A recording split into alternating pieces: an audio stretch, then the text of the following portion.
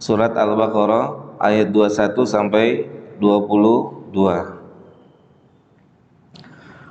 Tentunya bukan tanpa dasar ketika bunyi ayatnya adalah manusia. Kenapa yang diperintahkan beribadah manusia secara umum, bukan khusus siapa? Bukan khusus muslim, bukan khusus orang-orang yang beriman. Jelas ya? Tetapi kenapa manusia? Ya ayuhan nasu, kata Allah Subhanahu wa taala, wahai manusia, ya ayuhan nasu, u'budu rabbakum. Wahai manusia, sembahlah oleh kalian Rabb kalian. Rabb kalian.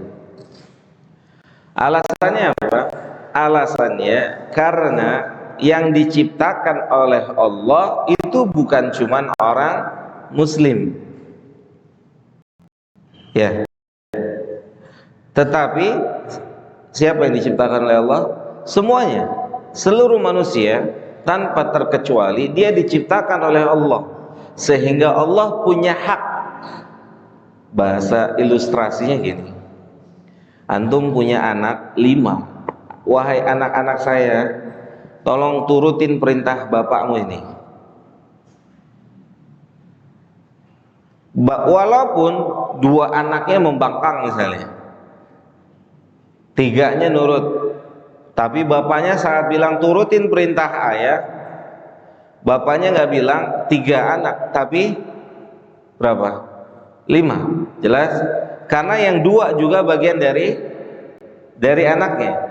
Manusia secara umum adalah ciptaannya Allah. Ya ayuhan nasu u'budu rabbakum.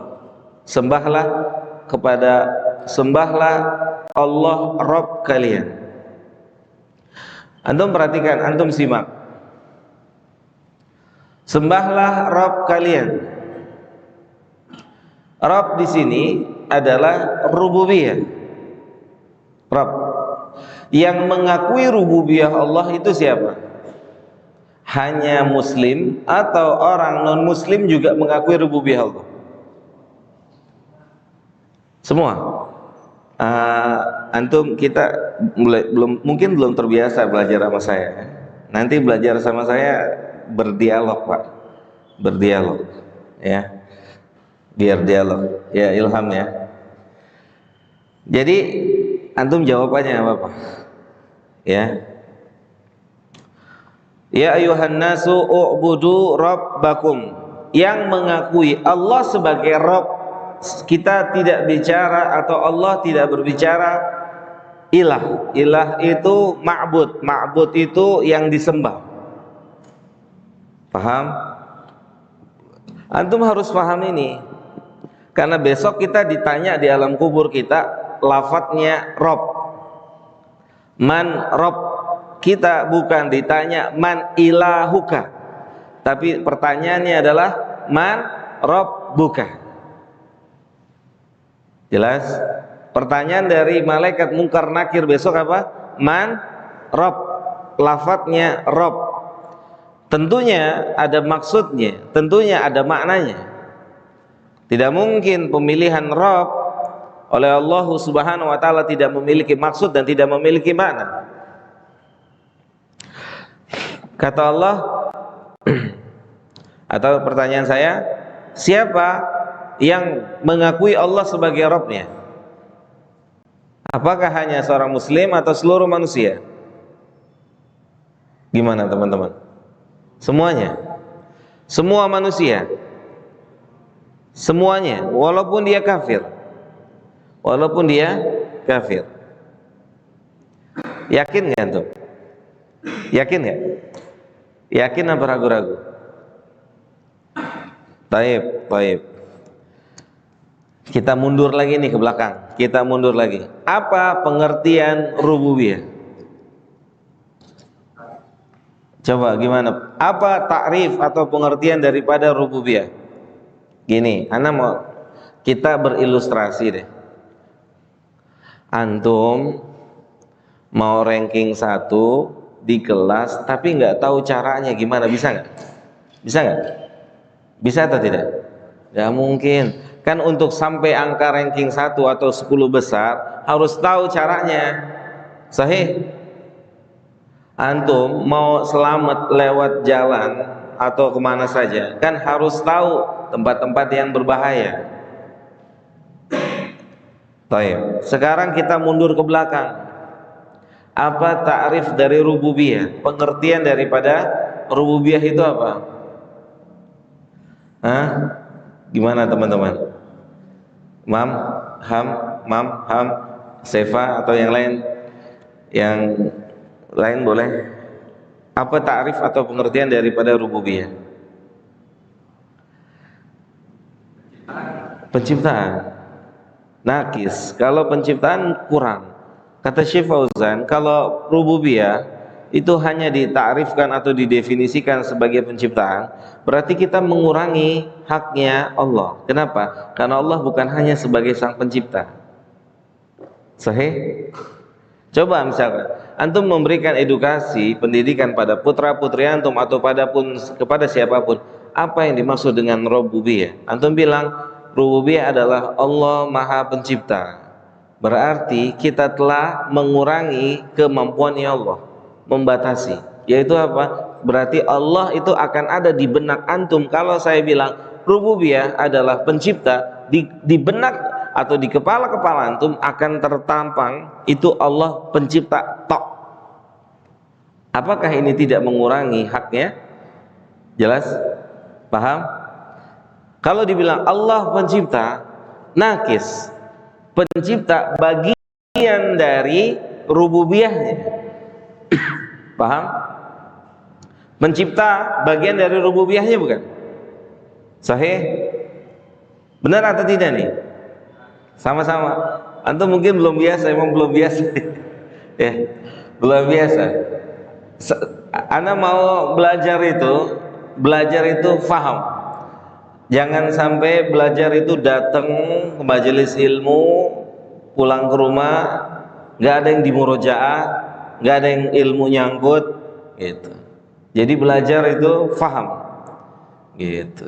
Belajar itu buat faham, belajar. Jelas ya? Taib. Kenapa mati ya Burai?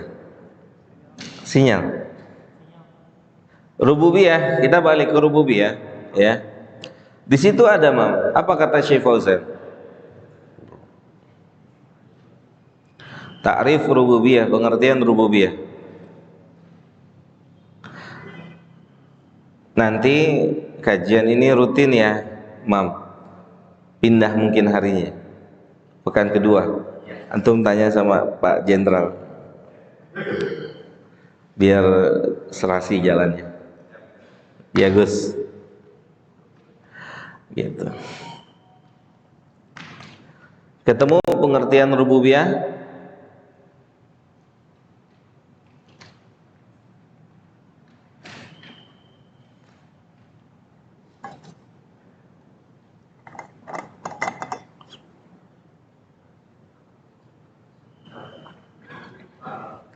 Ya.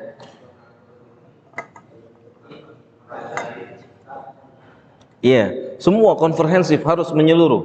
Nggak bisa kita bilang apa itu rububiyah, pencipta, nggak bisa.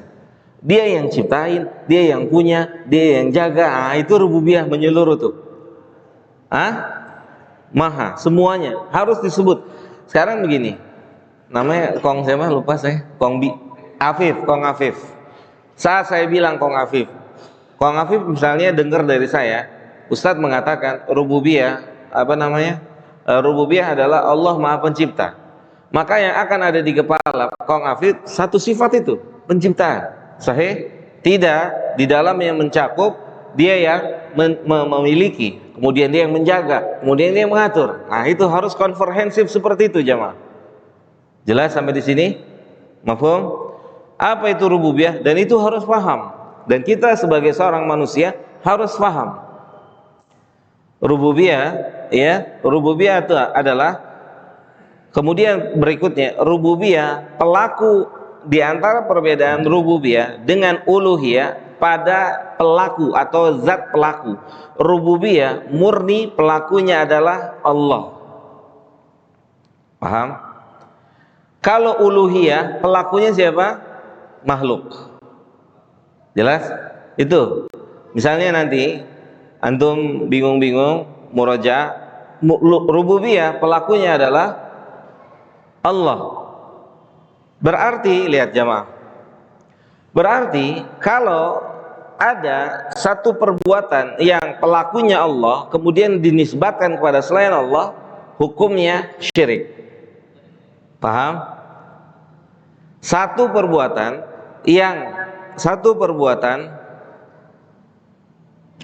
yang perbuatan ini pelakunya seharusnya adalah Allah, artinya nggak ada yang bisa melakukannya kecuali Allah. Ketika dipalingkan, diyakini ada yang bisa melakukannya, maka perbuatan ini, keyakinan ini adalah syirik.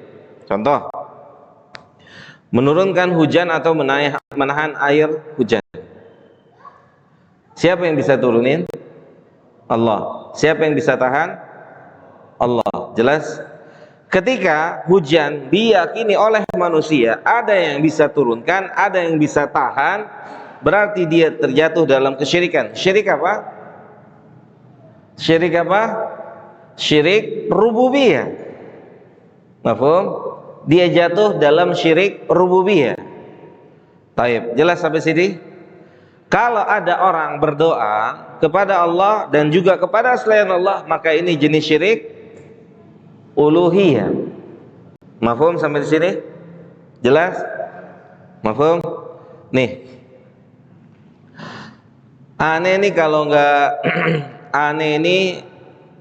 enggak minum susu di pagi hari badannya lemes. Menisbatkan kekuatan pada susu secara 100% itu enggak boleh. Dia bisa jatuh dalam syirik rububiyah. Kenapa?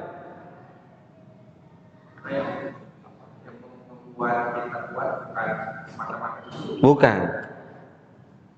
Seharusnya kalau susu yang menguatkan, orang yang minum susu semuanya jelas, bukan berarti habis ini nggak minum susu. Itu kan perantara. Perantara itu, hukum perantara itu wajib. Bertawakal pada perantara haram. Paham nggak, Sefa? Hukum apa namanya? Mengambil sebab atau perantara hukumnya adalah wajib. Bertawakal pada perantara haram. Ada yang bisa jelasin kaidah ini? Ilham? Sefa? Imam? Saya ulang ya. Hukum mengambil sebab atau perantara hukumnya itu wajib. Wajib, tidak dapat tidak. Harus. Bertawakal kepada sebab hukumnya haram. Ada yang ngerti kaidah ini?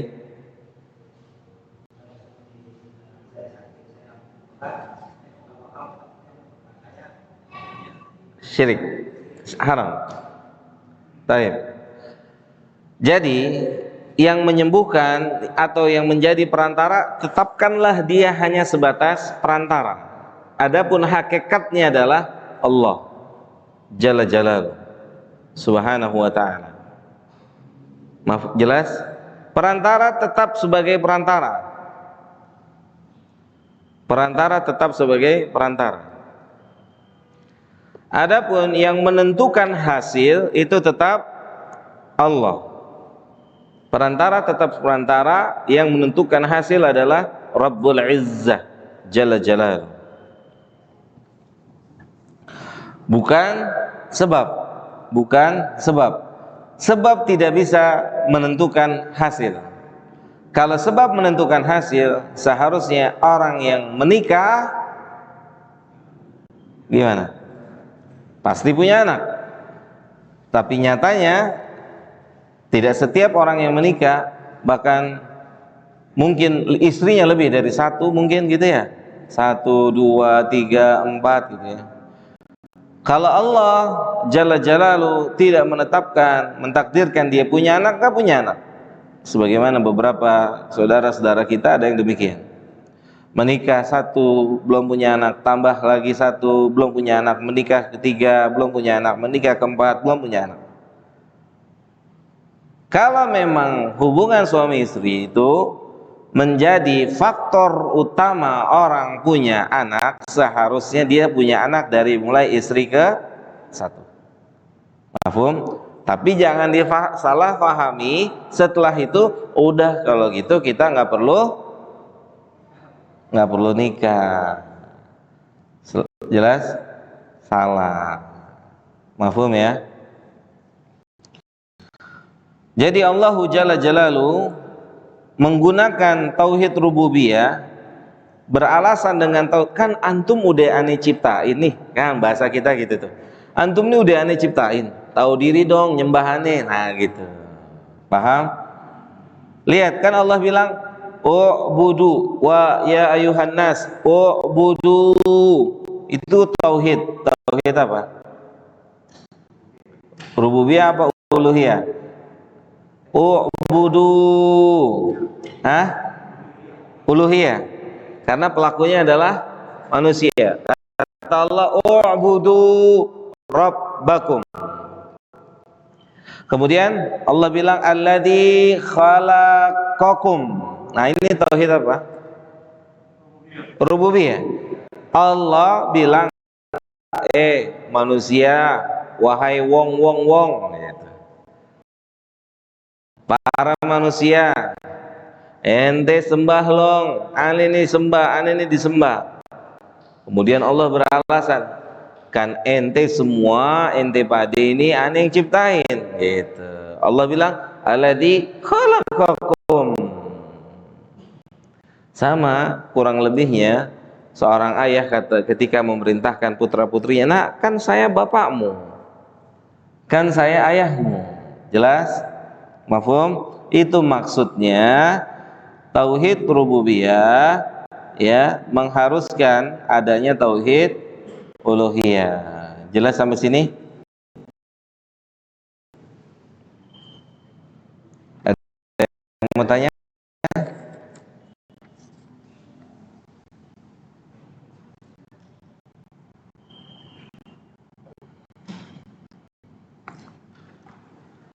Baik. Ada yang mau tanya? Saya tanya lagi. Kita sharing-sharing aja. Tadi saya punya tanya, belum kita pecahkan pertanyaannya itu. Apa? Apakah antum yakin? Pertanyaan saya tadi, orang kafir sana di luar sana mengakui Allah sebagai rububiyahnya atau tidak? Yakin atau tidak? Yakin atau tidak? Yakin. Sefa yakin nggak? Enggak.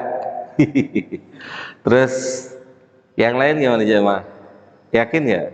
Kalau orang kafir itu mengakui Allah sebagai rububiyahnya. Yakin nggak? Yakin. Keyakinannya dasarnya apa? Hah?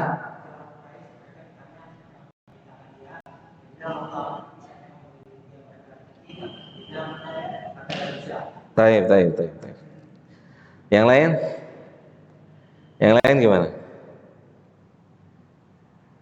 Apa dasar keyakinannya? Kan yakin harus punya dasar. Allah satu dari yang tiga. Kata siapa tuh? Menurut mereka ya. Yang lain ada? Gak apa-apa diskusi. Gak apa-apa. Kalau antum bicara berarti apa? Berarti isi kepalanya bekerja. Betul nggak? Benar nggak? Nanti kalau nggak ikut bicara ngantuk nggak? Ngantuk, nggak apa-apa. Sharing biar sama-sama paham. Baik. Yang lain ada?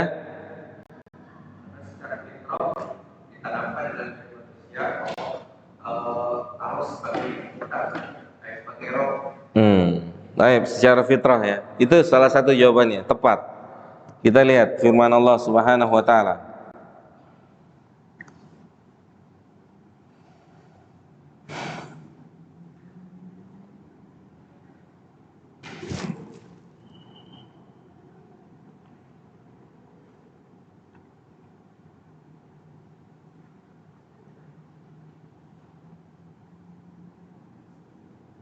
Surat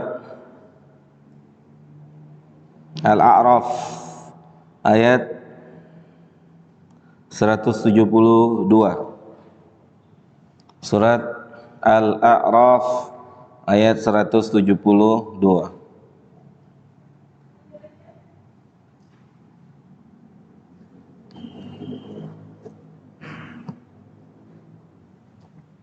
Surat Al-A'raf 172 ada? Ketemu? Ini fitrah yang Imam sebutkan tadi.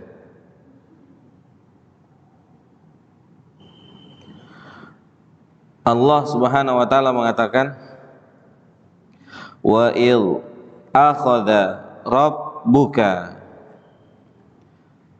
min bani adama min zuhurihim dzurriyyatahum, dan Allahu Jalla Jalaluhu telah mengeluarkan dari anak cucu Adam, yakni keturunan-keturunan Adam, ya keturunan dari tulang belakangnya Adam, keturunan. Kemudian setelah itu wa ashhadahum ala anfusihim, kemudian Allah mengambil persaksian anak-anaknya Adam, keturunan Adam. Masuk keturunannya Adam orang kafir atau tidak? Masuk atau tidak? Masuk. Wa ashhadahum, mereka dibuat apa? Dibuat mengaku, dibuat ngaku sama Allah. Misal, sebagai contoh gini, misal saya sering tanya sama anak saya, ayahmu siapa? Abi. Mana abinya tuh? Siapa? Disebut sama dia. Ayahmu siapa? Umimu siapa? Kita kan suka begitu juga sama anak-anak kita ya. Ayahmu siapa? Itu kita ini dibuat ngaku, diambil persaksiannya sama Allah. Wa ashhaduhum wa ashhadahum ala anfusihim alastu bi rabbikum, siapa Rabb kalian? Ini semuanya nih pertanyaan saya, kapan ini terjadi?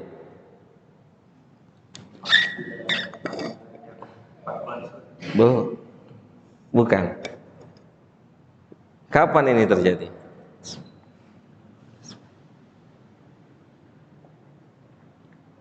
Benar kan? Kapan ini terjadi? Antum masih ingat nggak? Antum masih ingat nggak? Kan salah satu yang diambil persaksiannya antum, saya, sahih? Antum masih ingat nggak kapan? Ada yang ingat? Semuanya nggak ada yang tahu. Ini alam di mana kita nggak tahu. Alam sebelum diciptakannya kita. Sama seperti misalnya besok saat kita masuk alam barzakh, sebagian orang pun kebingungan saat ditanya sama malaikat, man rabbuk. Kenapa? Karena bukan alam ini. Alam berikutnya sesudah alam dunia. Jelas? Kalau antum berpikir, oh gampang jawabnya, man rabbuka, Allah, gampang karena antum berada di alam ini. Jelas? Tapi besok di alam lain yang bukan di alam ini, yang kita nggak tahu, di barzakh, man rabbuk. Sama, kita telah diambil persaksian sama Allah. Wa ashhadahum ala anfusihim alastu bi rabbikum. Semua manusia menjawab, qalu bala syahidna. Semua manusia bersaksi, nah kami bersaksi engkau adalah Rabb. Perhatikan, antum lihat lafadznya Rabb, ya enggak? Lafadznya apa? Rabb, bukan ilah. Karena apa? Nyatanya nanti orang ada yang menyembah selain Allah. Alastu birabbikum, maka mereka atau kita jawab, qalu bala syahidna. Ini fitrah. Fitrah ini sudah ada pada diri kita semua yang di sini dan orang kafir di luar sana. Fitrah ini ada di sini. Ilustrasi sederhana. Antum suka lihat bola, sepak bola, nonton bola. Lihat orang kafir kalau bisa ngegolin kemana tangannya? Ke sono, ke sono, ke sono, atau ke sini, atau ke sana. Kemana coba? Orang kafir aja tahu, maksud antum orang Islam nggak tahu. Benar nggak? Orang kafir aja tahu, lihat. Begini, dia nggak begini kan? Di kalungnya itu kan? Dia nggak begini, tapi dia kemana? Begini tuh, ya kan? Benar nggak? Ini fitrah kan? Fitrah nggak? Fitrah, fitrah. Dia begini, tuh.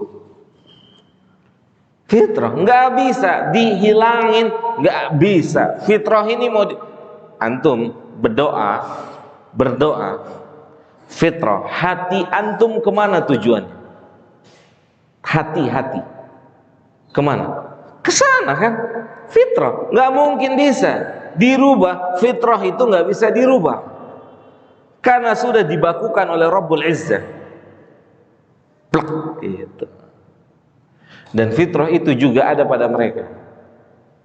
Antum tanya, kalau antum tanya sama, kalau antum punya teman, kalau antum punya saudara non muslim, antum tanya sama dia, lu diciptain sama siapa? Tanya coba. Kalau mau tahu, kalau mau lebih memastikan, ya paham. Lu diciptain sama siapa bro? Tuh sampai ngegantung gitu. Mungkin nggak kira-kira dia bilang gitu? Mungkin atau enggak? Abadan, nggak mungkin. Nanti pala lu di mana? Itu kan belinya di mana? Tanah Abang tuh kayak gitu banyak di emperan, ya kan? Terlalu bodoh kalau dia akan mengatakan tuh, nggak mungkin, nggak mungkin. Jelas? Mafhum? Rububiyah itu diakui sama mereka sampai hari ini dan sampai hari kiamat. Fitrah itu tidak hilang. Fitrah itu tidak hilang.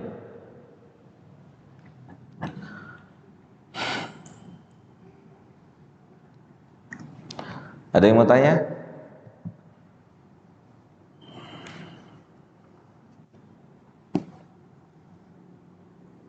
Tafadhol kalau ada yang mau ditanyakan yang belum ada yang terlewat misalnya. Saat fitrahnya tadi kita sudah diminta persaksian ya. Untuk orang kafir itu dia menjalani kehidupan, apakah itu juga Allah yang untuk jalan dia untuk ada kehidupan? Iya. Betul. Betul. Allah juga sekarang gini, ini akidah. Semuanya harus paham. Zina takdir Allah atau bukan? Zina, nggak tahu. Orang syirik nyembah berhala takdir Allah atau bukan? Jawab. Ini tauhid. Ya jagus. Kalau nggak bisa jawab, jangan belajar apa-apa dulu, belajar tauhid dulu yang benar. Ya jagus. Saya tanya, Sefa, orang berzina, mabok, apalagi judi, menyembah berhala, itu takdir Allah atau bukan? Bukan. Gimana? Beda pendapat nih. Beda pendapat. Takdir Allah atau bukan? Takdir Allah. Ada beda pendapat.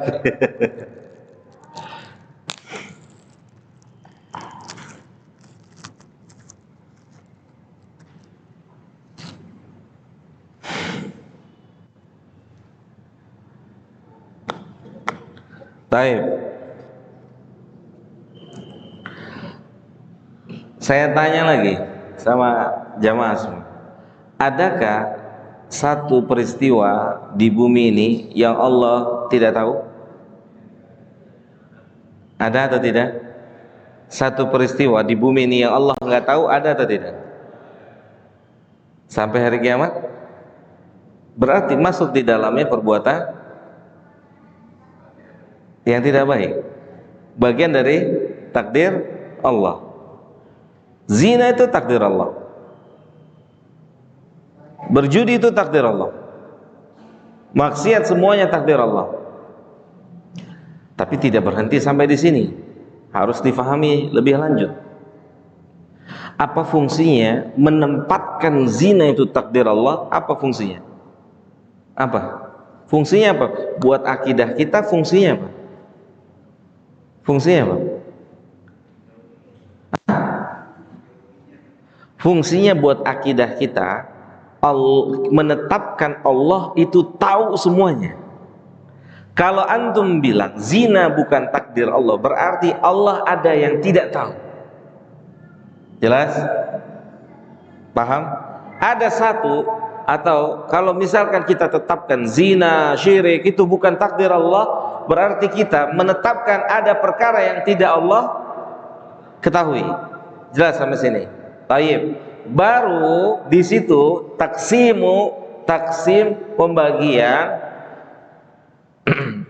taksimul qadar, pembagian takdir. Dalam kitab Tauhid ini disebutkan oleh penulis bahwasannya takdir yanqasimu ila qismaini. Takdir itu terbagi menjadi dua.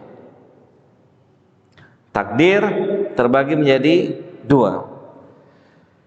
Yang pertama, takdir kauniyah.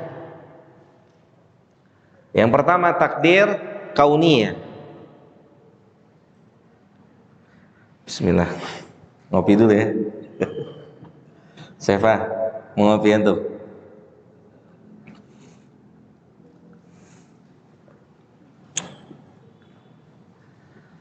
Yang pertama tadi takdir apa? Kauniyah. Apa itu takdir kauniyah? Adalah takdir yang tidak berhubungan dengan cintanya Allah, yang tidak berhubungan dengan cintanya Allah, gak ada hubungannya dengan cinta Allah. Dan orang tidak menjadi mulia dengan takdir kauniyah. Jelas?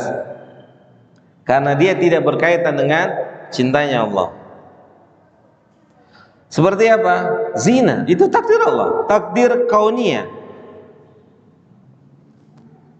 Takdir kauniyah. Ana mau tanya sama antum, Allah yang ciptaan kita, bisa nggak dia angkat kesyirikan dari bumi ini? Bisa atau tidak?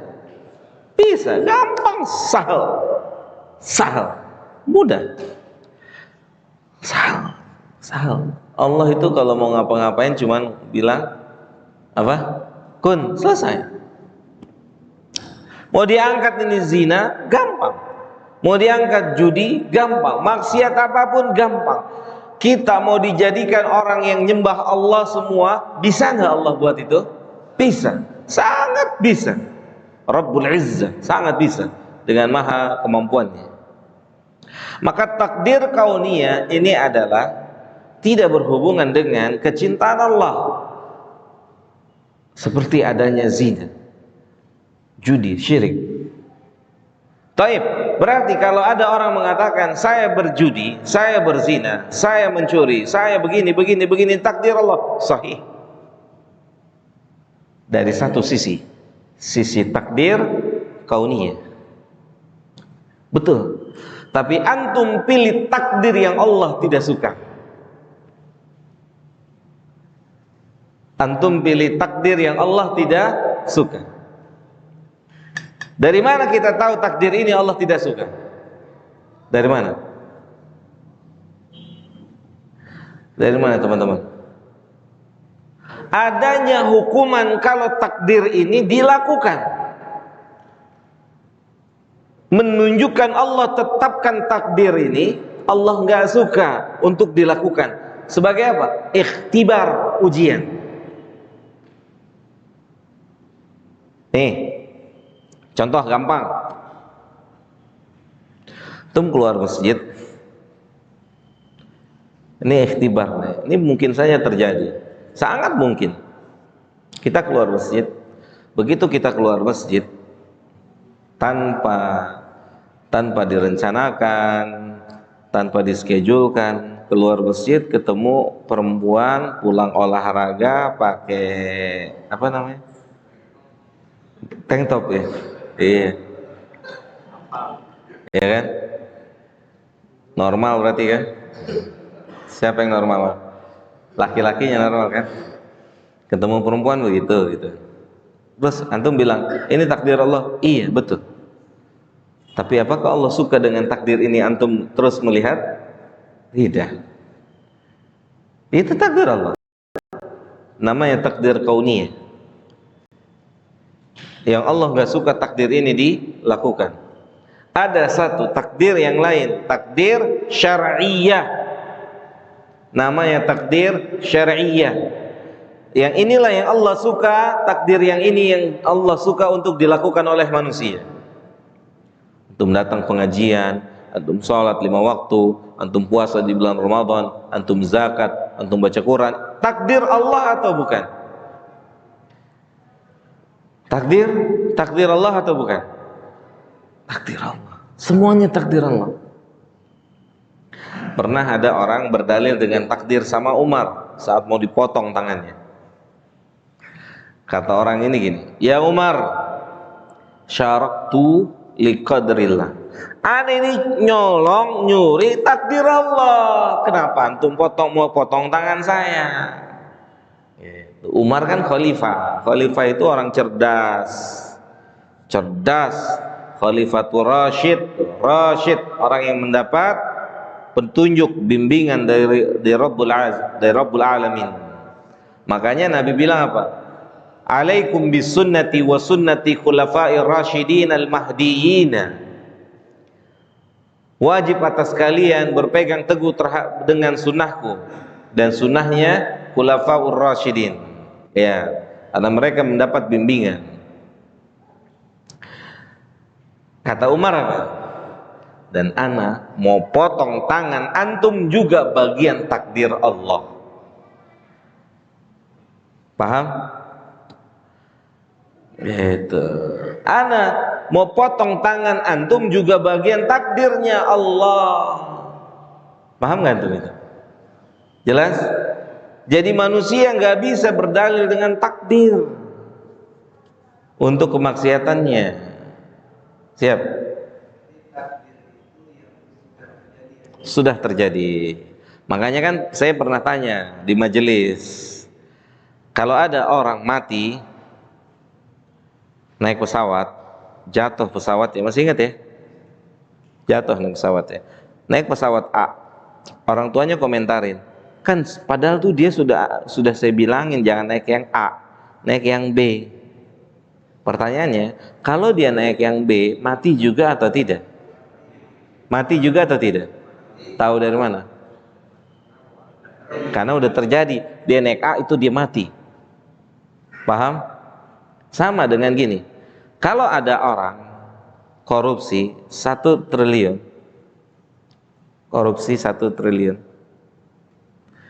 kita bilang kalau dia nggak korupsi, pertanyaan saya, dia punya nggak 1 triliun? Punya atau tidak? Ragu-ragu nih jawab ini, mulai bimbang, ya kan? Mulai bimbang, dari mana? Gitu kan? Mulai bimbang. Jawab. Gimana antum? Mau mengatakan sebagai orang muwahhid yang mengerti tauhid. Gimana? Punya atau tidak? Tahu dari mana? Karena sudah terjadi dengan mengkorupsi itu 1T. Kalau dia tidak korupsi, 1T itu punya dia juga, tapi lewat jalur yang lain, halal. Jelas? Bagaimana caranya? Caranya bukan urusan kita. Caranya urusan siapa? Allah Jalla Jalaluhu. Mafhum sampai sini? Jelas? Karena itu sudah terjadi. Itu takdir. Takdir tidak diketahui oleh kita manusia kecuali sesudah terjadi. Mafhum? Jelas? Baik.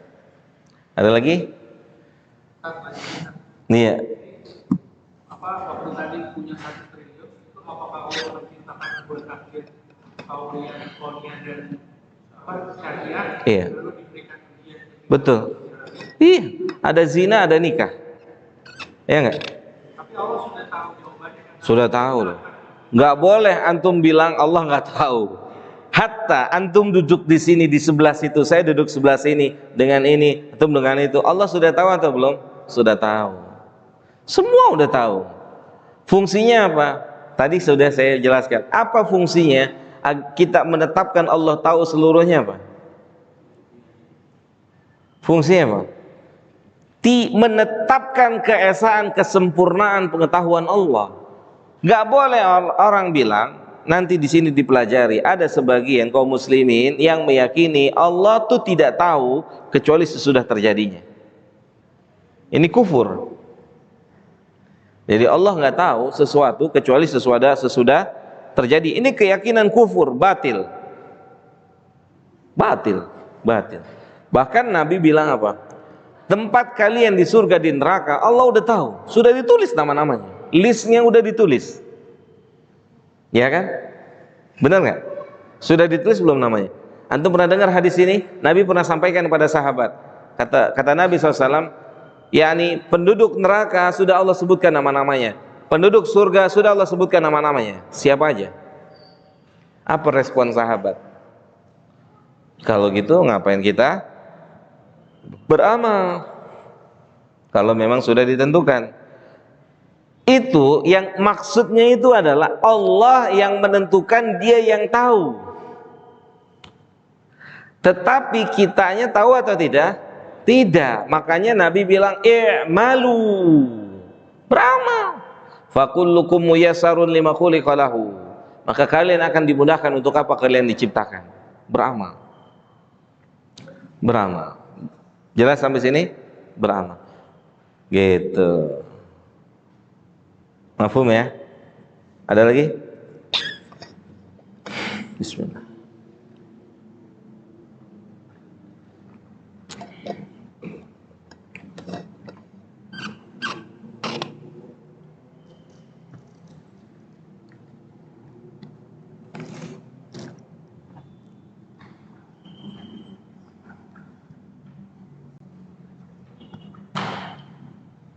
Nggak ada?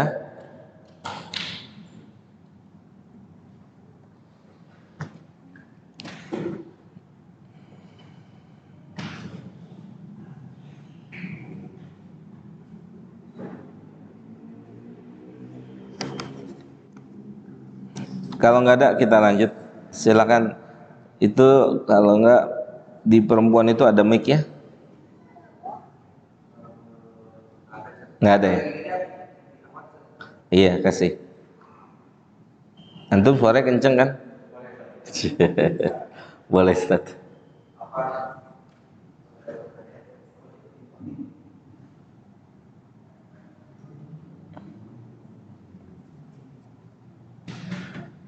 Jelas semua teman-teman? Mafhum ya?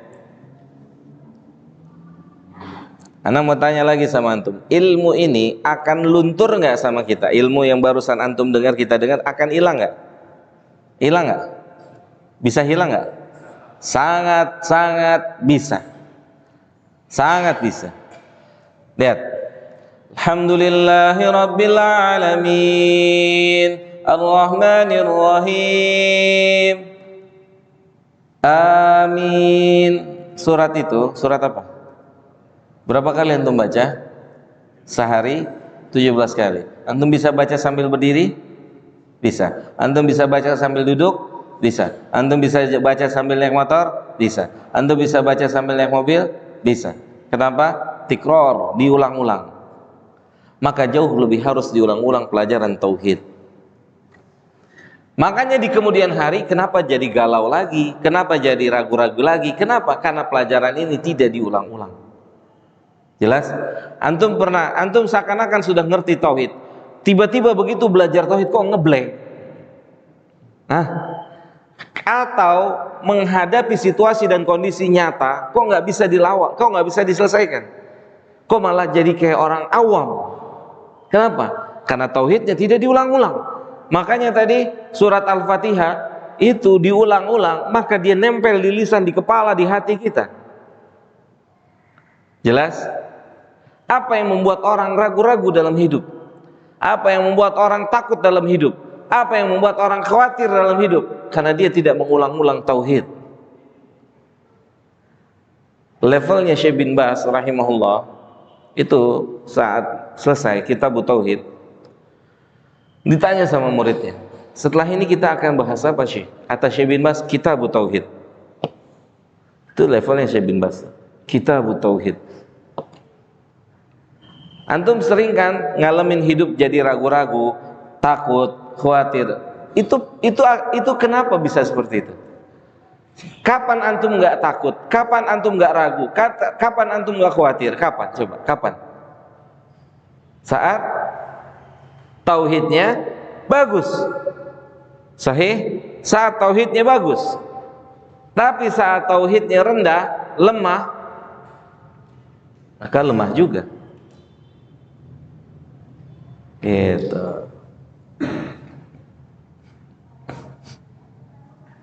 Jelas sampai sini teman-teman? Maka pelajaran ini adalah pelajaran yang harus senantiasa diulang-ulang, diulang-ulang.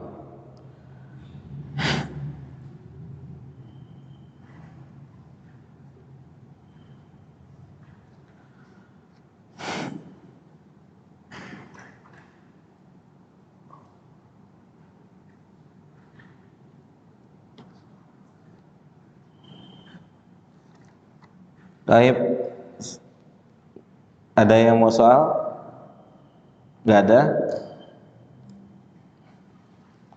Lanjut Imam.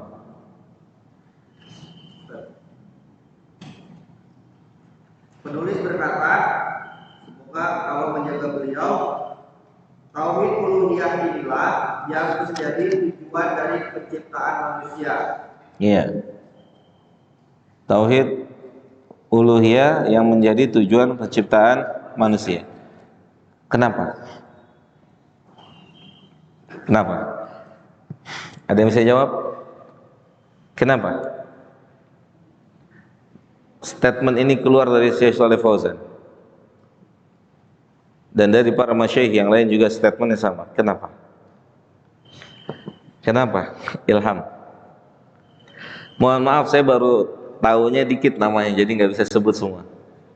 Mudah-mudahan semakin sering kesini semakin hafal nama antum. Ya, PR tuh buat saya hafal. Karena Nabi SAW itu saat perang Tabuk, sudah sampai di Tabuk, terus sedang duduk istirahat, Nabi lihat begini, nggak ada Ka'ab bin Malik. Kata Nabi, aina Ka'ab? Menunjukkan Nabi kenal dengan siapa? Sahabat-sahabatnya. Kata Nabi, sekian banyak orang, Nabi tahu aina Ka'ab, mana Ka'ab, kok nggak ada? Nah gitu. Mudah-mudahan saya bisa tahu nama-nama antum. Gimana? Ada yang mau jawab?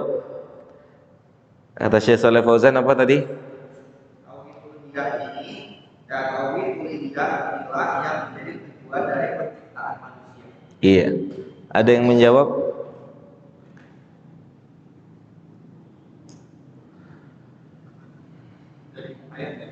Ayatnya gimana?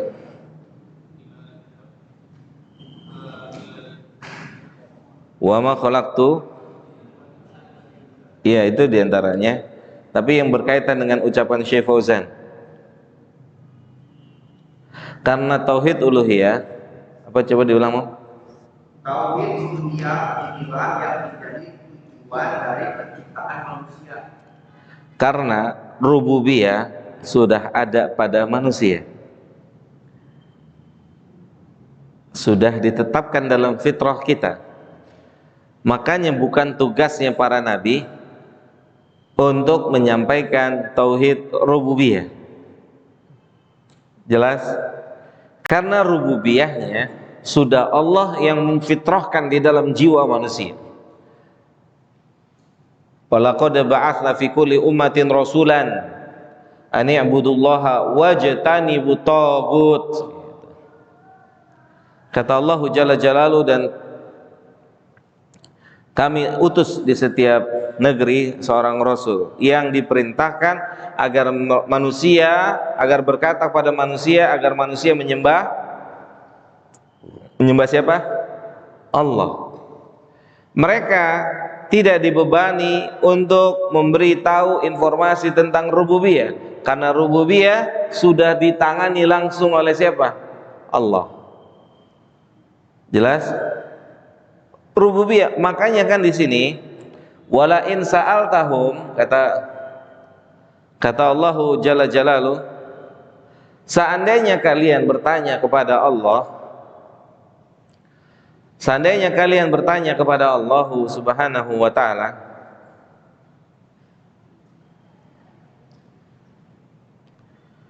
wala in sa'altahum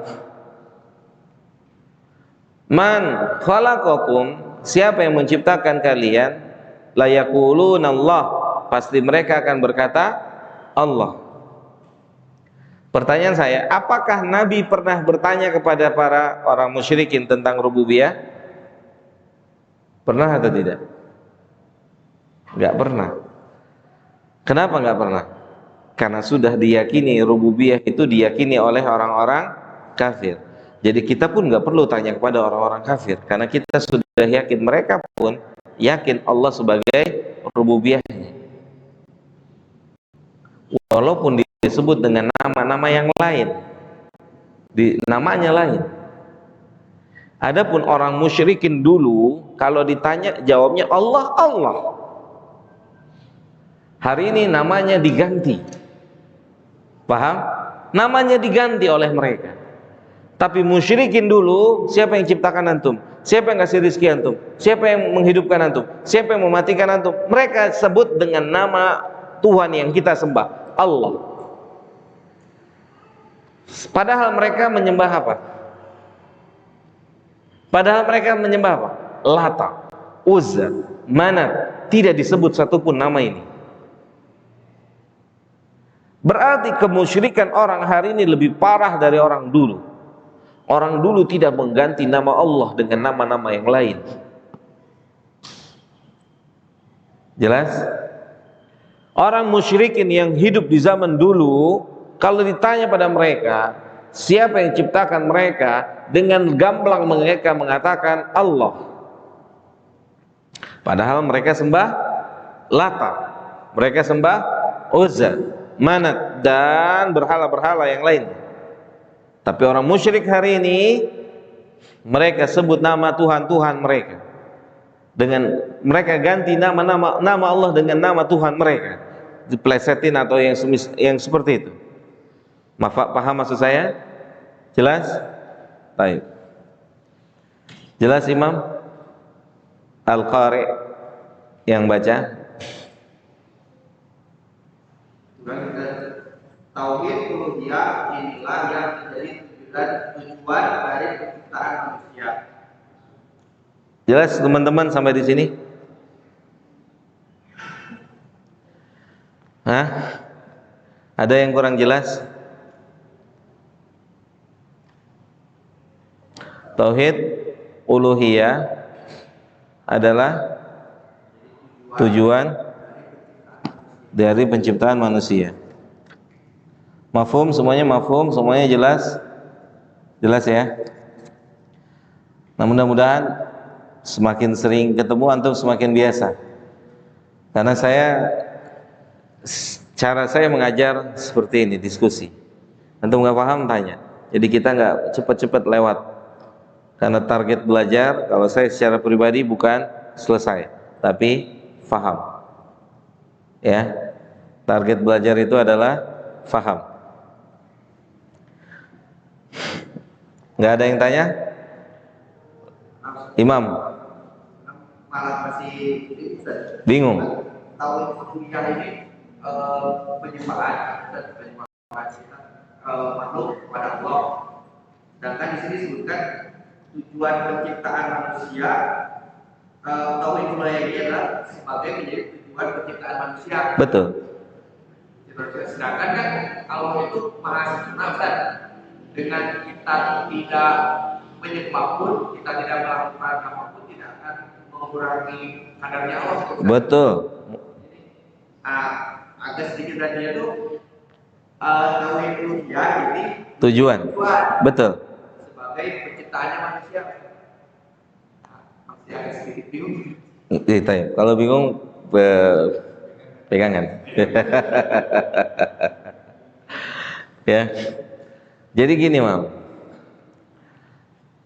Allah dengan kemaha perkasaannya nggak butuh sama kita, sama sekali nggak butuh.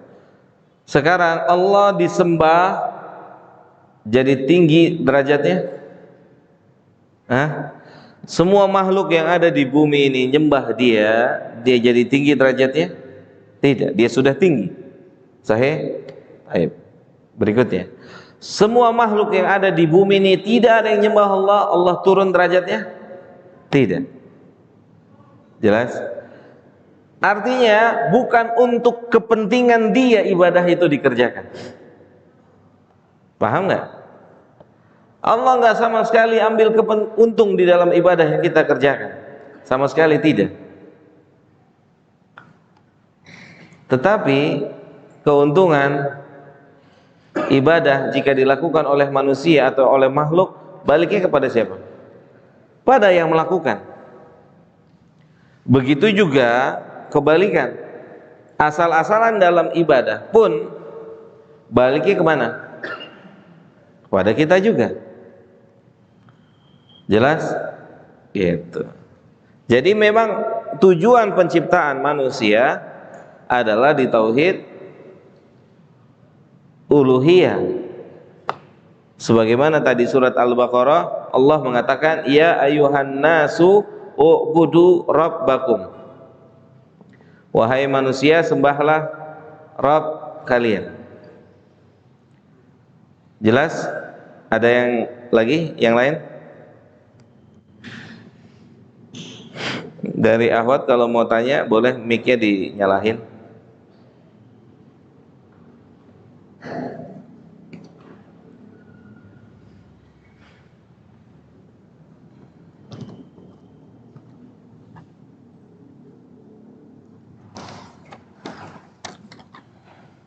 Kalau nggak ada dilanjut, Mam.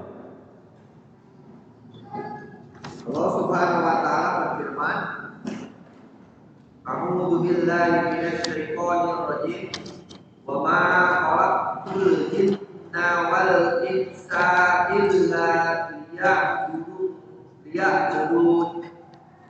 Dan aku tidak menciptakan jin dan manusia melainkan supaya mereka menyembahku. Az-Zariyat 56. Ana tanya sama antum, Mam.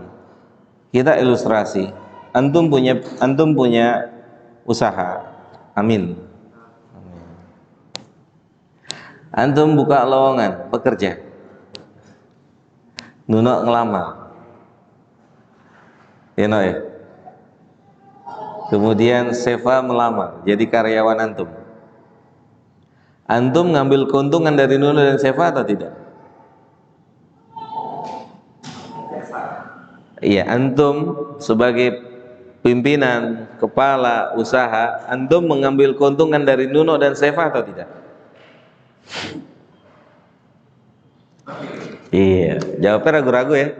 Yang lain nih. Kalau imam bilang ngambil, yang lain. Saat imam membuka lowongan pekerjaan di tempat usaha dia, misalnya taruhlah Ahmad dan Abdullah melamar, kemudian bekerja di tempatnya imam. Pertanyaan saya, imam mengambil keuntungankah dari Ahmad dan Abdullah? Ngambil nggak? Ngambil. Tapi tidak dengan Allah. Antum buka surat Az-Zariyat, lanjutin ayatnya. Surat Az-Zariyat tadi, antum lanjutin ayatnya.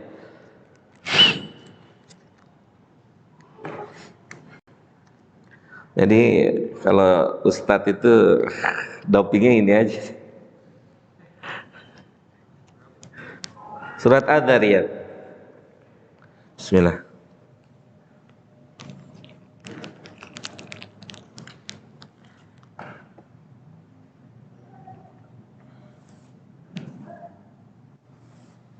Ada nggak?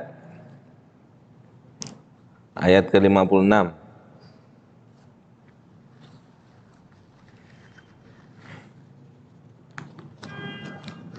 Ada? Wa ma khalaqtul jinna wal insa illa liya'budun, ada? Sesudahnya apa? Itu harus ditegaskan. Allah sendiri yang menegaskan. Allah ambil keuntungan dari ibadah. Apa baca mam yang kencang, pakai suara yang kencang, kita muliakan Rabb kita. Apa katanya? Artinya, aku tidak menghendaki rezeki sedikit pun dari mereka, dan aku tidak menghendaki agar mereka memberi makan kepadaku. Allahu Akbar. Sama sekali nggak ada keuntungan yang dia dapatkan dari ibadah yang dilakukan oleh hamba-hambanya. Beda dengan imam sebagai ketua atau kepala apa tadi? Usaha ya. Yang tentunya imam mengambil keuntungan dari anak buahnya, betul, begitu Jagus. Tapi tidak dengan Allah saat memerintahkan kita, Allah nggak sedikit pun mengambil sepeser pun keuntungan dari ibadah kita. Gitu. Mahfum? Dan sedikit pun Allah juga tidak rugi saat seluruh manusia tidak menyembahnya, tidak rugi.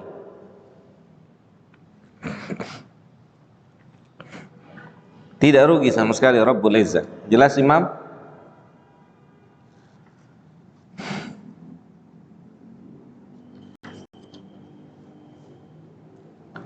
Lanjut, ada yang mau tanya? Enggak ada? Lanjut Imam, pelan-pelan ya baca Imam. Arti yang dulu adalah mentauhidkanku dalam ibadah. Seorang hamba tidaklah menjadi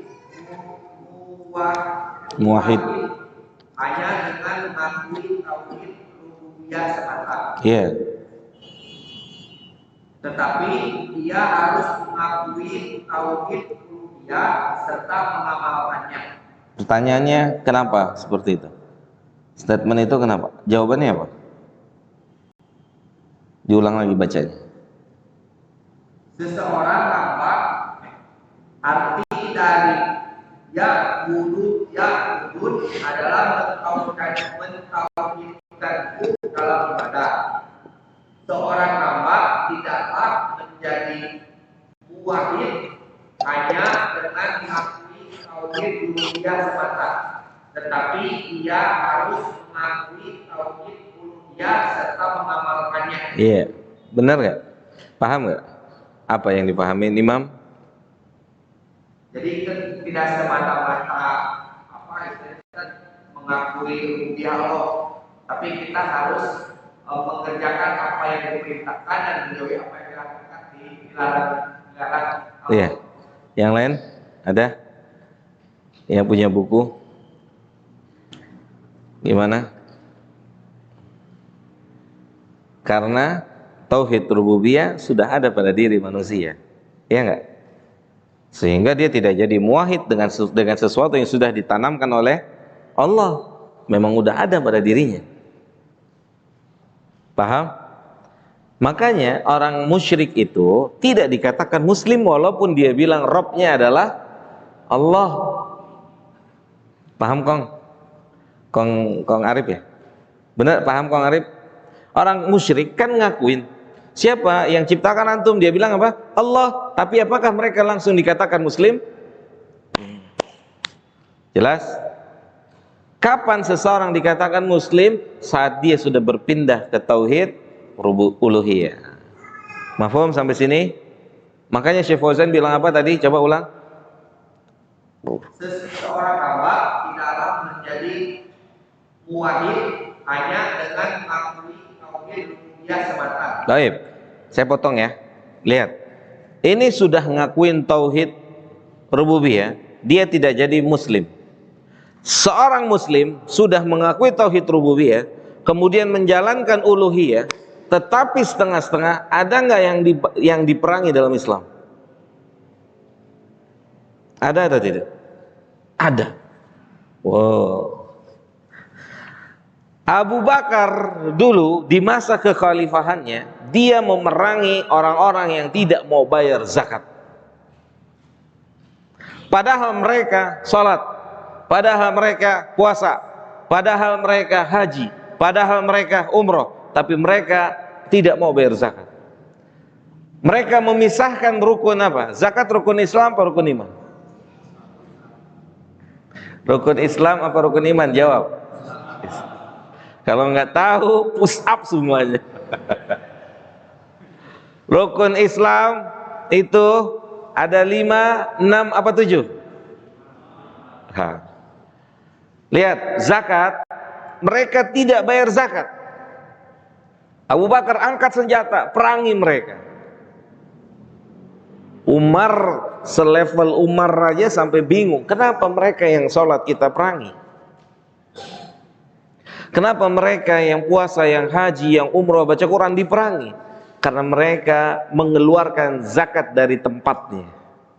Satu saja, syariat Islam dilanggar, dikatakan dikeluarkan dari zat yang wajib, dari kewajiban, maka seseorang itu bisa dikatakan keluar dari Islam. Jelas? Lanjut, diulang Mam, coba, maaf.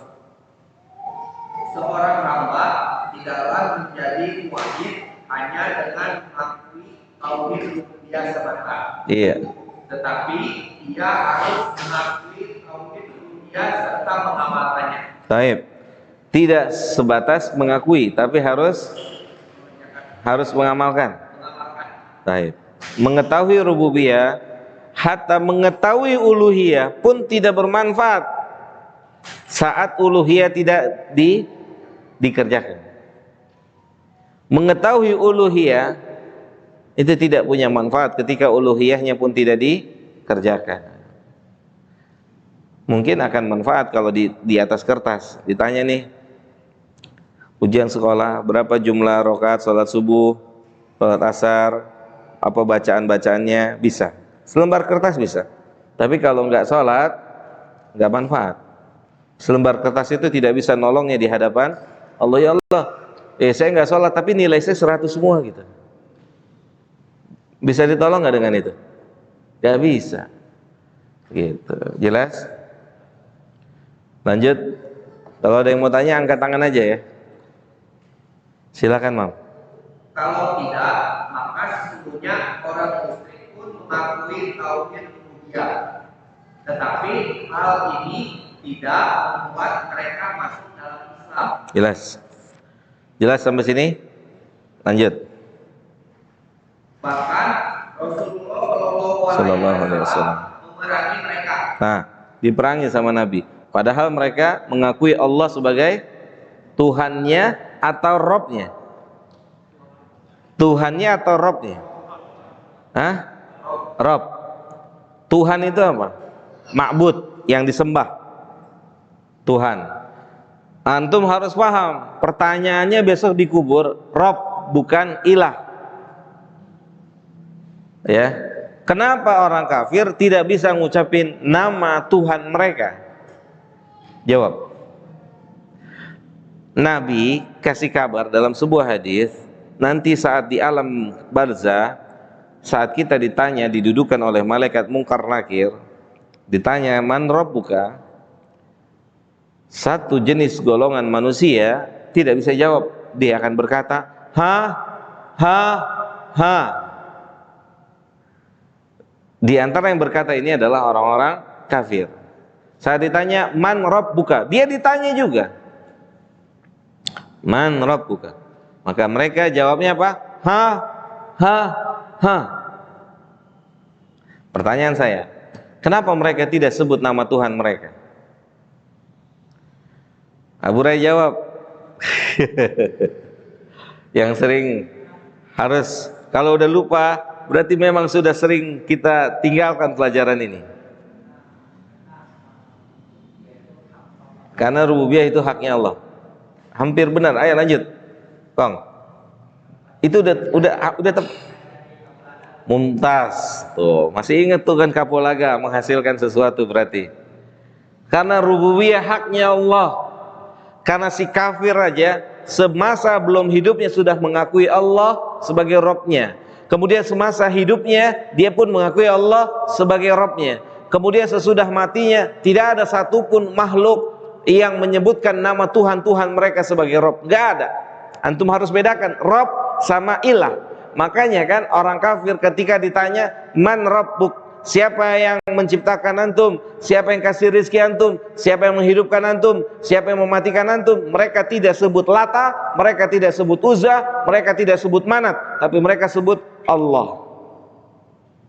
Nggak diizinkan jemaah, nggak diizinkan siapapun makhluk mengatakan rububiyah itu bisa dimiliki oleh siapa saja. Dan perlu antum ketahui, yang menjadi keistimewaan Allah disembah itu pada sifat rububiyah. Yang menjadi keutamaan Allah disembah itu pada sifat rububiyah. Kenapa? Karena sifat ini tidak dimiliki oleh siapapun juga. Maka siapapun juga yang tidak punya sifat rububiyah berarti dia tidak layak dan tidak patut untuk disembah. Mafhum? Jelas? Kalau dapat pertanyaan, ini akidah, keyakinan, kenapa antum sembah Allah? Kenapa antum sembah Allah? Antum tanya diri antum, kenapa? Karena dia bisa melakukan yang tidak bisa dilakukan oleh selainnya. Kenapa antum takut sama makhluk? Kenapa antum berharap sama makhluk? Padahal kita dengan dia sama-sama takut dan berharap kepada yang di atas, yaitu Allah. Yang di atas bukan di plafon ya, Allah. Mafhum? Jelas? Paham?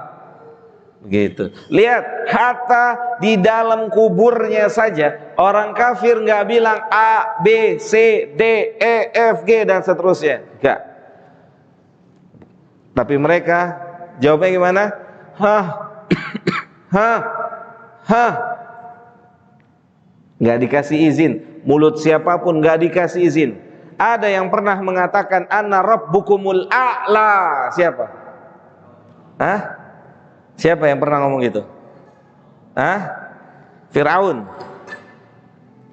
pernah mengatakan begitu. Ana rabbukumul a'la. Saya Rabb kalian yang paling tinggi. Tapi Allah kasih tahu, Fir'aun ngomong seperti itu hanya di lisan, hatinya menetapkan Allah sebagai Rabbnya. Tuh. Kan Allah tahu isi hati semua makhluk. Fir'aun pernah berkata, saya Rabb kalian. Dengan lafaz Rabb dia bilang gitu. Ana rabbukumul a'la. Tapi Allah kasih tahu dalam ayat Al-Quran bahwasanya Fir'aun itu hanya mengungkapkan dengan lisannya, sementara hatinya mengakui Allah sebagai Rabbnya. Gitu. Jelas?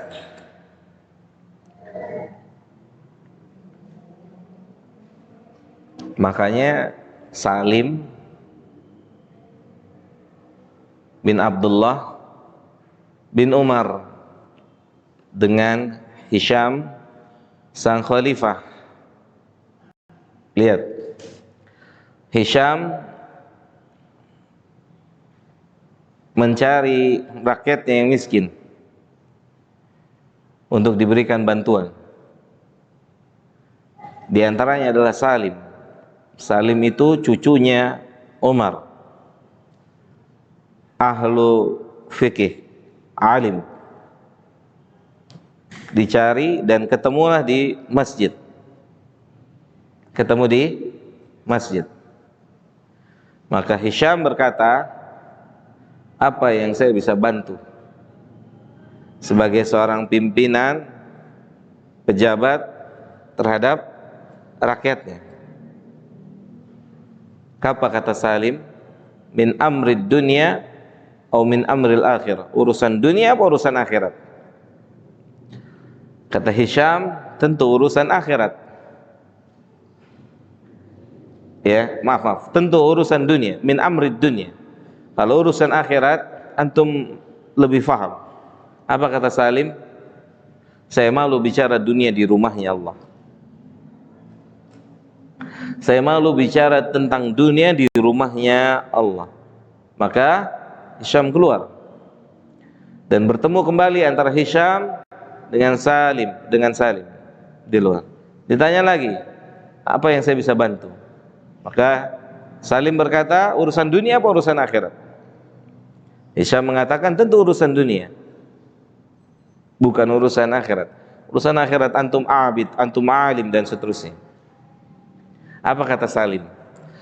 Ma as'alud dunya li sahibiha fa kaifa as'aluha ila ghairi sahibiha. Itu tauhidnya tingkat tinggi itu. Saya nggak pernah minta dunia kepada yang punya dunia. Bagaimana saya minta dunia kepada antum yang bukan pemilik dunia ini? Luar biasa. Ya, luar biasa nggak? Saya nggak pernah angkat tangan begini minta dunia ini kepada yang punya. Gimana saya mau minta sama antum yang bukan pemilik dunia ini? Luar biasa. Kita dipecat aja, mau cari duit di mana lagi? Gitu. Ya nggak? Benar nggak Jagus? PHK nih, ya Allah bos, bini baru nambah gitu kan? Tawa gitu ya, seneng dah tuh. Anak baru nambah. Mau di mana lagi? Hah? Begitu? Ya no ya? Paham? Lihat Salim. Anak nggak pernah minta dunia kepada yang punya. Gimana anak minta dunia kepada antum yang bukan pemilik dunia ini? Subhanallah. Ini tauhid luar biasa sahabat. Tabiin, dia masuknya tabiin. Ayah dan kakeknya yang sahabat. Abdullah dengan Umar sahabat. Tapi dianya masuknya tabiin. Karena dia tak sempat bertemu dengan Nabi SAW. Gak mungkin kalau bukan tauhidnya rendah bisa ngomong kayak begini. Ada lagi? Tafadhal, agak kencang suara antum.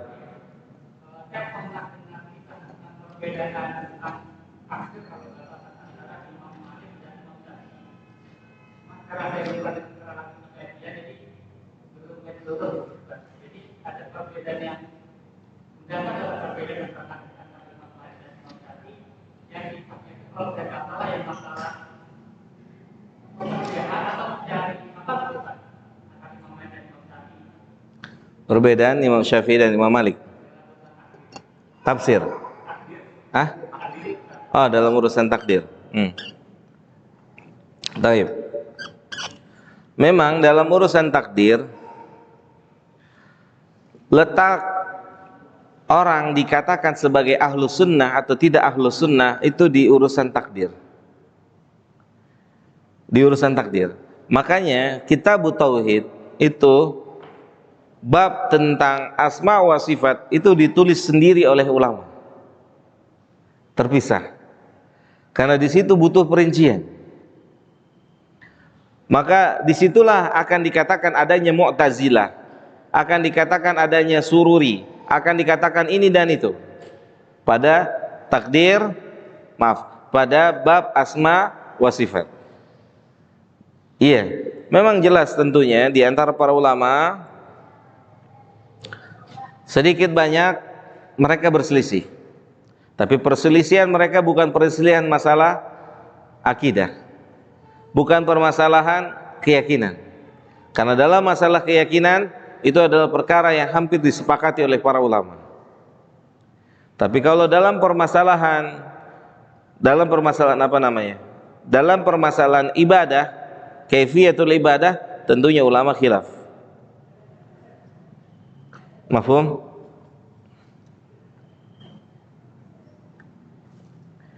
Yang lain ada?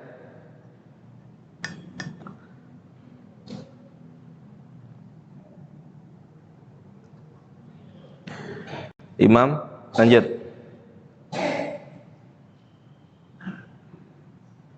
Padahal mereka mengakui bahwa Allah Sang Pencipta, pemberi rezeki, yang menghidupkan dan yang mematikan. Iya. Terus? Seperti pada firman Allah Subhanahu wa taala, "Walain sa'altahum man khalaqahum layakulun Allah." Dan sungguh jika kamu bertanya kepada mereka, siapakah yang menciptakan mereka? Niscaya mereka menjawab Allah. Anda tanya ya sama imam dan yang lain-lain. Allah sudah berfirman seperti ini, perlu nggak kita tanya ke orang kafir? Perlu atau tidak? Enggak. Kenapa enggak?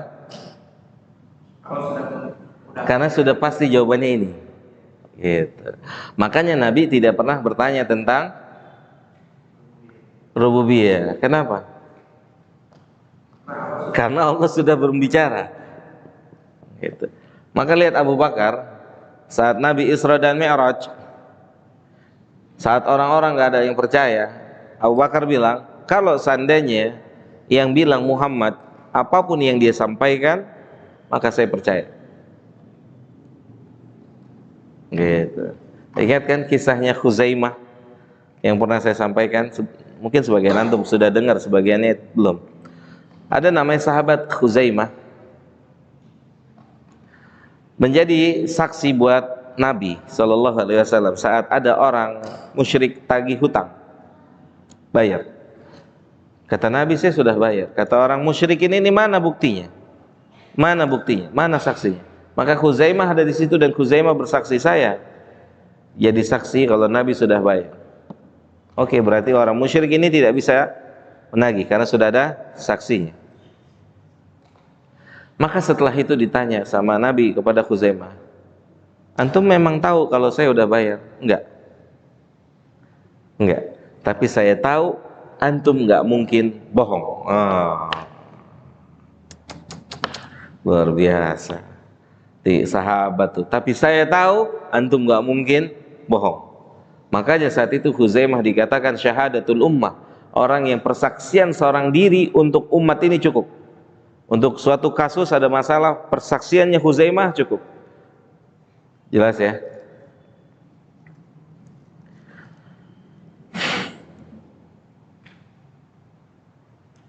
Jadi perlu nggak ditanya, bro, yang ciptain lu siapa bro? Teman antum yang agamanya non muslim, antum tanya, bro, yang ciptain antum siapa? Mungkin nggak dia tunjuk tuh yang di tembok tuh? Mungkin nggak, Kong? Ya mungkin. Ente bilang apa, Kong? Kalau ada teman antum ngomong gitu, antum bilang apa, Kong? Lu gila lu ya gitu. Hah? Lu gila lu. Itu kan tukang gue yang bikin gitu kan. Hah? Iya. Sahih nggak sih? Benar nggak? Lu gila lu ya. Itu tukang gue yang bikin. Berarti mafhum? Jelas? Nggak mungkin. Ya mungkin abadan selama-lamanya. Orang habis cetak gol aja begini kok. Iya nggak? Begini nggak? Siapa namanya? Dimas. Kan nggak kesini. Iya Jagus. Nggak begini juga, nggak begono juga. Hah? Nggak juga. Kemana coba? Orang kafir aja tahu di mana tempat Tuhannya, gimana antum orang Islam nggak tahu sih? Iya nggak? Hah? Ini orang kafir loh. Begini, palanya aja begini nih, palanya begini. Ngoceng-ngoceng nggak tahu komat kami apa tuh. Hah? Iya gak? Dia ngomong apa sih? Ada yang tahu nggak?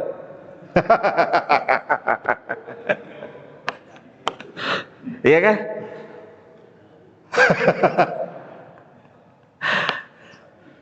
Apa? Syahadat. Alhamdulillah ya kalau syahadat ya. Insyaallah ya. Luar biasa. Itu orang kafir loh, orang kafir itu. Begini Syefa, begini. Palanya ke sana, palanya ke langit. Itu kafir. Masa orang Islam ditanya Allah di mana? Di sana. Sana. Ini kafir langsung ke atas.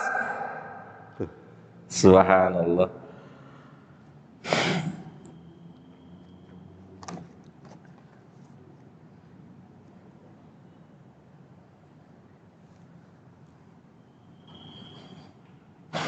Ada yang mau tanya? Lanjut Mas Imam.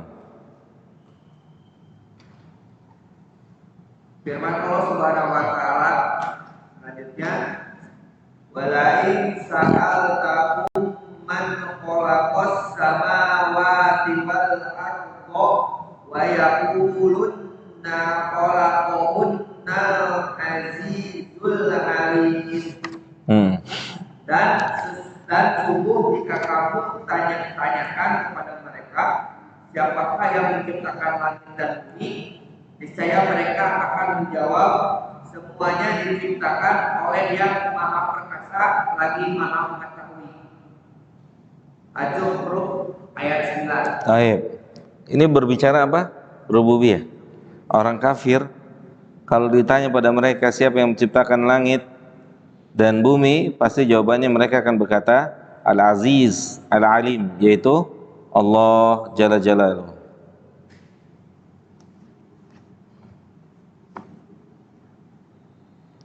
Lanjut. Firman selanjutnya, Qul ayyarzuqukum minas samai wal ardi amman yamlikus sam'a wal absara wa may yukhrijul hayya minal mayyiti wa yukhrijul mayyita minal hayyi wa may yudabbirul amr fasayaquluna Allah. Katakanlah, siapakah yang memberi rezeki kepadamu dari langit dan bumi, atau siapakah yang kuasa menciptakan pendengaran dan penglihatan, dan siapakah yang mengeluarkan yang hidup dari yang mati dan mengeluarkan yang mati dari yang hidup, dan siapakah yang mengatur segala urusan? Maka mereka akan menjawab, Allah. Surat Yunus 31. Jadi surat-surat ini yang dibawakan oleh penulis muallif adalah surat-surat yang berkaitan dengan keyakinan orang-orang musyrikin terhadap rububiyah Allah, terhadap rububiyah Allahu Jalla Jalaluhu. Lanjut. Hal semacam ini banyak sekali dikemukakan dalam Al-Quran. Maka barang siapa mengira bahwa tauhid itu hanya meyakini Allah Subhanahu wa taala, atau meyakini bahwa Allah Subhanahu wa taala adalah Al-Khaliq yang mengatur alam, maka sesungguhnya orang tersebut belumlah mengetahui hakikat tauhid yang dibawa oleh para rasul. Ya. Jelas, paham? Paham? Kalau orang hanya mengetahui, kalau orang menganggap mengetahui rububiyah Allah, ya, maka seseorang ini belum dikatakan sebagai seorang yang alim tentang tauhid. Lanjut. Karena sesungguhnya dia hanya mengakui sesuatu yang diharuskan dan meninggalkan sesuatu yang mengharuskan, atau berhenti hanya sampai pada dalil tetapi ia meninggalkan isi dan inti dari dalil tersebut. Baik. Jelas? Hanya sebatas menuntut ilmu, kemudian ilmu dijadikan saqafah, wawasan, itu tidak cukup. Makanya teman-teman semua yang dimuliakan oleh Allah Subhanahu wa taala, dalam menuntut ilmu itu bukan cuma sebatas menambah wawasan, tapi bagaimana kita bisa melakukan amal dari ilmu yang kita pelajari. Ya, maka minta taufik pada Allah Subhanahu wa taala agar Allah Subhanahu wa taala memberikan kita semua kesempatan untuk mengamalkan ilmu-ilmu yang telah kita ketahui. Karena ilmu yang tidak diamalkan itu bagian dari ilmu yang tidak bermanfaat, sebagaimana Nabi berlindung daripada ilmu-ilmu yang tidak bermanfaat. Sekarang orang musyrik ini dikatakan berilmu atau tidak tentang rububiyah? Berilmu atau tidak? Berilmu. Manfaat atau tidak? Tidak. Mereka dikatakan musyrik, bahkan mereka diperangi oleh siapa? Nabi. Berarti pengetahuan ilmu mereka tidak berguna. Jelas ya? Ini harus dicamkan teman-teman semua. Jadi saat kita sudah belajar menuntut ilmu, tujuan dari menuntut ilmu bagaimana kita bisa semakin dekat dengan Allah Subhanahu wa taala. Bagaimana kita bisa semakin kenal dengan Rabb kita Jalla Jalaluhu. Bagaimana perjalanan hidup kita semakin mendekati Allah, mendekati Allah, mendekati Allah. Itulah menuntut ilmu. Itulah menuntut ilmu agama.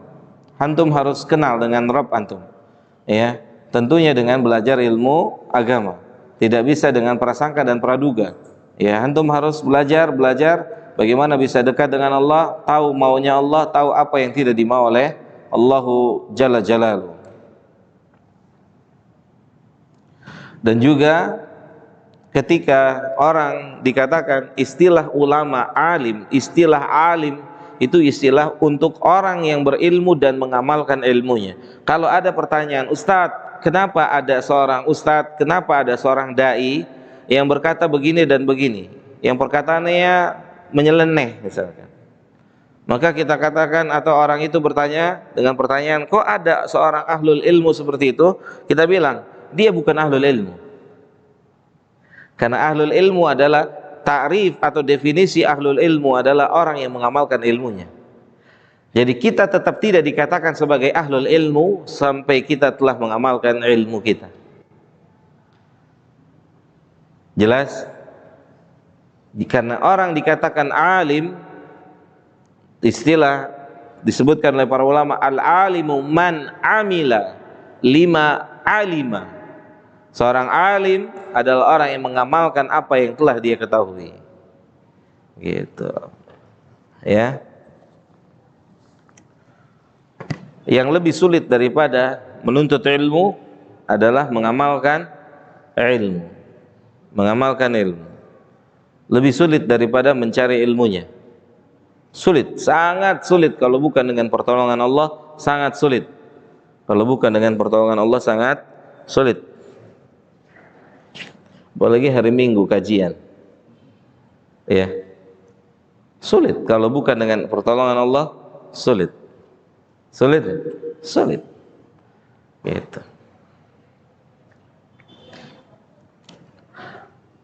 Kalau mau dibilang, saya nggak bisa hadir kajian Ustaz. Kenapa? Saya punya istri Ustaz. Oke. Saya punya anak Ustaz. Oke. Saya punya kerjaan Ustaz. Oke. Saya punya dagangan Ustaz. Oke. Saya punya ini Ustaz. Oke. Emang lu kira gue nggak punya kerjaan? Emang lu kira gue nggak punya bini? Emang lu kira gue nggak punya anak?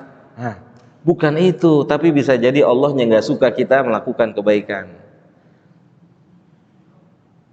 Itu. Kok bisa Ustaz? Kita lihat ayat Al-Quran ya. Ini penutup sebelum antum pulang. Penutup Pak Haji Agus sampai jam 11. Mam, tafadhol Ustaz. Itu ya. Kan nggak kenal sama Faisal, kan bisa tafadhol Ustaz. Kayaknya udah berguru sama Faisal nih. Tafadhol Ustaz.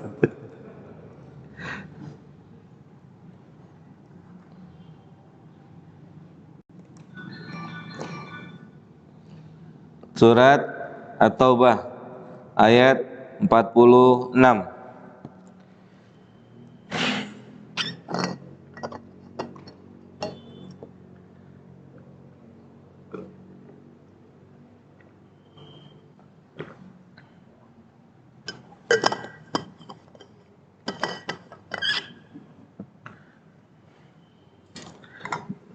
Ada air panas ya? Ada. Mam, ada air panas ya? Oke. Nih habis.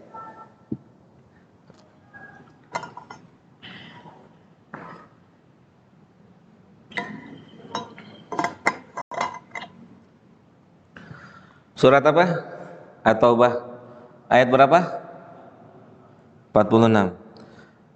Ini ayat ini sangat mengerikan. Sangat mengerikan. Syekh Utsaimin bilang ayat ini sangat mengerikan buat kita. Kita harus introspeksi diri. Ternyata ada orang yang tidak disukai oleh Allah untuk melakukan ketaatan. Lihat, walau aradu al-khuruja la'addu lahu uddatan. Ada sebagian manusia yang ingin ikut berperang, dan bahkan bukan cuman ingin, dia udah siapkan bekal-bekal untuk perang. Bukan cuma ingin, tapi dia sudah siapkan bekal-bekal untuk peperangan. Walakin karihallah, akan tapi Allah nggak suka sama dia. Walakin karihallahum bi'athahum. Tapi Allah nggak suka dia ikut serta. Allah nggak suka dia ikut serta di dalam peperangan itu. Lihat apa yang terjadi. Kata Allah Subhanahu wa taala, fatabbatahum. Allah lemahkan keinginannya. Sampai dikatakan wakila qa'udu ma'al qa'idin, antum duduk aja di rumah, nggak usah ikut perang, udah diem aja di rumah. Luar biasa. Kalau kita susah melakukan ketaatan kebaikan, maka di antara introspeksinya, ya Allah, jangan-jangan Allah nggak izinkan kita untuk melakukan ketaatan. Maka kata Syekh Utsaimin, solusinya ada mengakui dosa kita pada Allah. Enggak, bukan istri, bukan anak, bukan kerjaan, bukan dagangan, tapi bisa jadi Rabbul Izzah enggak ridha antum duduk di majelis ilmu yang dinaungi oleh para malaikat. Bisa jadi Rabbul Izzah enggak ridha kitab sucinya dibaca oleh mulut kita ini. Antum kira gampang baca Quran setiap hari? Jangankan baca Quran setiap hari, antum kira mudah buka Quran dan membacanya, menghatamkannya di bulan Ramadan? Antum kira mudah? Susah. Yang ada apa? Ngayal. Maka kata Syekh Utsaimin, ayat ini harus banyak-banyak kita bertobat pada Allah. Sudah nyalahin jam waker ya, alarm tuh qiyamul lail 3 malah handphone itu, tang ting tung bunyi itu angkat satu, matiin. Satu lagi bunyi, ambil lagi, matiin lagi. Akhirnya bangunnya tetap jam berapa? 7. Lihat, ya ikhwan, qiyamul lail itu Allah turun ke langit dunia. Allah turun. Antum kira gampang untuk bisa bangun malam salat qiyamul lail? Wallahi susah. Enggak semua orang bisa. Semua ibadah harus didahului dengan permohonan ampun pada Rabbul Izzah. Minta ampun kita, ya Allah, mudahkan saya untuk beribadah. Mudahkan saya untuk beribadah. Untuk melakukan ketaatan ada aja apanya? Halangannya. Untuk melakukan ketaatan gitu, ada aja. Ya inilah, ya itulah, ya inilah, ya itulah. Kalau dipikir-pikir, yang lain, yang qiyamul lail kan juga capek kerja, capek nggak?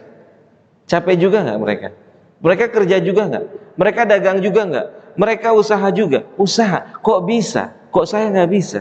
Kan sama-sama capeknya, tapi dia bisa, kita nggak bisa. Ya, kalau dia bilang, aduh aneh nggak? Kalau puasa Senin Kamis perutnya suka lapar. Lah iya lalu puasa gitu. Ya kan, puasa Senin Kamis, yang situ bisa, yang sini nggak bisa. Bukan karena nggak bisa, bisa jadi Allahnya nggak suka sama kita. Minta ampun langsung, ya Allah, beri kesempatan untuk bisa beramal soleh. Minta ampun sama Allah. Gak mudah ikhwan, gak mudah. Antum kira gampang? Antum kira bisa mudah sebagaimana mudahnya baca WhatsApp sambil tiduran. Kaki naik, satu naik. Antum kira semudah ini baca Quran? Enggak. Orang kita baca Quran, a'udzu billahi minasyaitonir rajim. Baru mulai itu ya. Apa mau baca surat apa misalnya?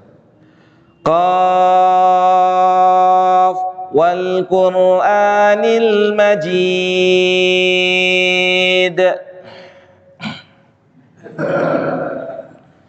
Sadaqallahul azim. Bismika Allahumma amut. Emang mudah? Susah ikhwan, susah. Coba antum fikir, Nabi berdiri 1 rakaat 5 juz. 1 rakaat 5 juz. Dinikmati dengan Allah. Kita belum 1 halaman.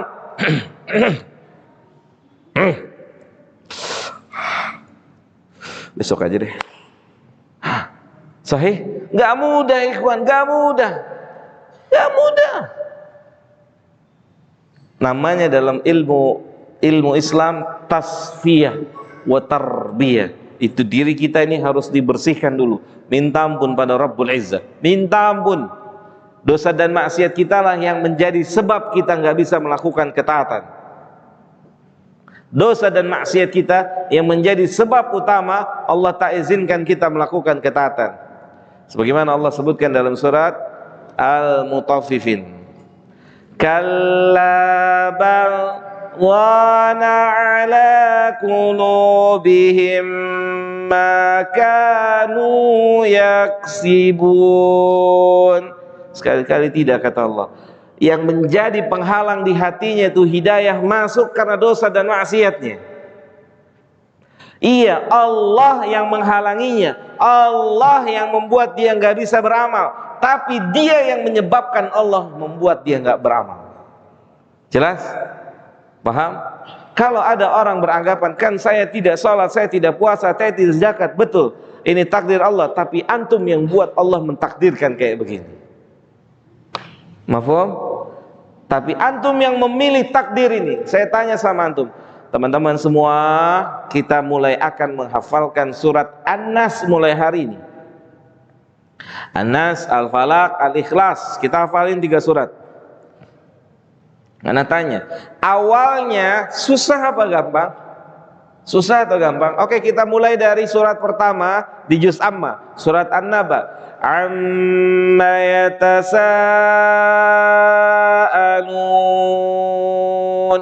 'anil naba'il 'adzim. Sampai ayat kedua, ayat satunya lupa. Ya. Itu apa namanya? Itu kendala penghafal tuh kayak begitu.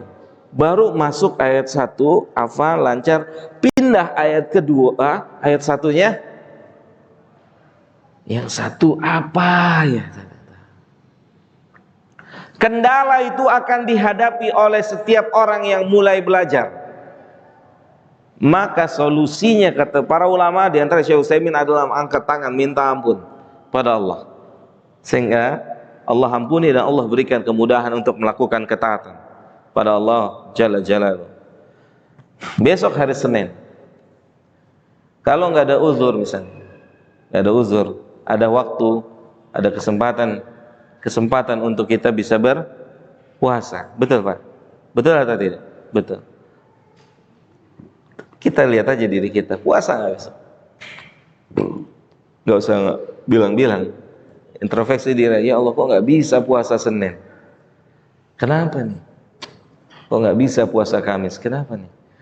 Loh, kan kita menyandarkan, emang mesti saat? Enggak mesti. Nama juga puasa sunnah, enggak mesti. Cuman kan antum sandarkan diri antum kepada salaf. Salaf antum kerjaannya siang puasa, malamnya qiyamul lail. Nah, ya, antum cek dong salaf antum kayak gimana. Apa kegiatannya? Siangnya puasa, malamnya bangun. Itu kerjaan salaf kita. Tatajafa junubuhum 'anil madaji'. Lambung-lambung mereka itu jauh dari tempat tidur di waktu malam. Beda dengan kita, lambung-lambung kita dekat dengan kasur, nempel. Sementara mereka jauh. Wallahu ta'ala a'la wa a'lam. Mungkin cukup sampai di sini, Mam. Tafadolnya cukup sampai di sini. Insyaallah kita ketemu lagi pada pertemuan yang akan datang. Antum atur aja nanti sama yang pakai tas oranye, kenal nggak? Antum komunikasikan. Mudah-mudahan manfaat buat saya dan buat antum semua. Kurang lebihnya mohon maaf. Wassallallahu ala nabiyina Muhammadin wa ala alihi wa sahbihi ajmain. Subhanakallahumma bihamdika asyhadu an la ilaha illa anta astaghfiruka wa atubu ilaika. Assalamualaikum warahmatullahi wabarakatuh.